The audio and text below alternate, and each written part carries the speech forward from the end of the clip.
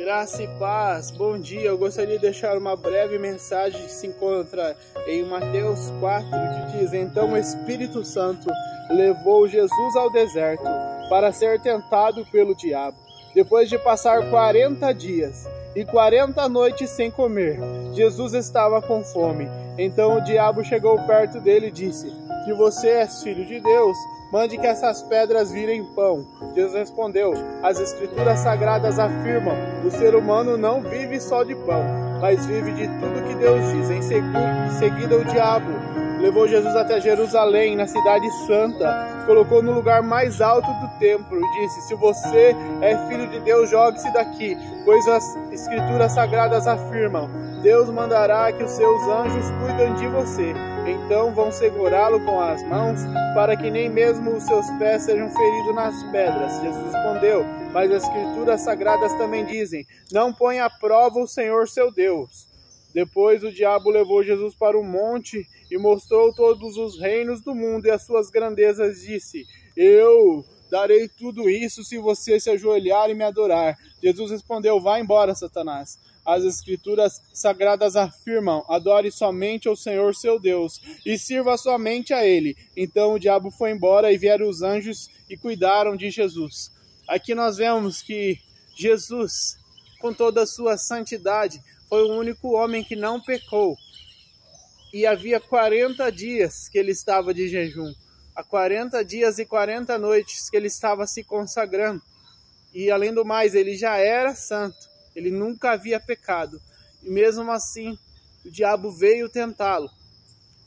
Se o diabo é capaz de tentar a Jesus, imagine o que ele é capaz de fazer conosco, que somos pobres pecadores. Muitas vezes nós se perguntamos: por que tanta tentação? Por que tanta aflição? Por que tanta prova? Mas aqui diz que nem Jesus foi poupado da tentação. Que nós devemos resistir o diabo e ele fugirá de nós. Nós temos que conhecer as Escrituras, que a única maneira de nós combatermos o diabo é com as Escrituras. Porque toda vez que o diabo vinha tentar colocar algo na mente de Jesus, ele respondia com a própria palavra. E veja que o diabo usava a palavra para tentar confundir a mente de Jesus. Nós vemos que o diabo dizia: se você é filho de Deus, jogue-se daqui, porque as Escrituras Sagradas afirmam: Deus mandará que seus anjos cuidem de você. Ele usava a própria palavra contra Jesus. Se Jesus não conhecesse a palavra, ele não teria argumentos, mas Jesus respondeu: as Escrituras também dizem: não ponha à prova o Senhor seu Deus. E depois disso o diabo continuou. Ele levou Jesus para um monte muito alto e mostrou e disse: eu lhe darei tudo isso se você me ajoelhar e adorar. Ou seja, ele colocou na frente de Jesus, ele fez uma proposta. É isso que ele faz conosco. Nós estamos caminhando com Cristo e o diabo vem e nos faz uma proposta. O diabo vem e coloca na nossa frente alguma coisa que nos faça tirar do foco.